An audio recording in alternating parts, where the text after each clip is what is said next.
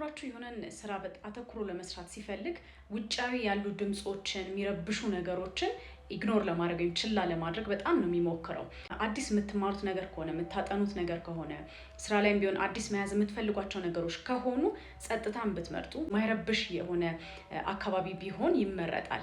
ይሄንን ለምንድን ነው የምላችሁ? ብዙውን ሰዓት ይሄ ዘፈን እያዳመጥን ወይም ደግሞ መዝሙር እያዳመጥን ጥናት ማጥናት የስራ መስራት ትንሽ ልምድ አለ እንደሱ አይነት እና ይሄንን በምታደርጉበት ጊዜ አእምሯችሁ ያንን ዘፈን ያንን ግጥም ለመስማት የሚጠቀምበት ኤነርጂ አለ። ስለዚህ ከምትሰሩት ወይም ደግሞ ያን ነገር መያዝ ከምትፈልጉት ነገር ማንበብ ከምትፈልጉት ነገር ትኩረቱ ይወሰዳል ማለት ነው። ስለዚህ በደንብ አተኩራችሁ ኮንሰንትሬት አድርጋችሁ የሆነ ነገር መያዝ ከፈለጋችሁ በተቻላችሁ መጠን ጸጥ ያለ ኤንቫይሮንመንት ምረጡ። ከሱ ውጪ ግን ደጋግማችሁ የምትሰሩት ስራ ከሆነ የምታውቁት ነገር ከሆነ ወይ ኤክሰርሳይዝ ስታደርጉ ሊሆን ይችላል ወይ ዴስካችሁን ማስተካከል ሊሆን ይችላል።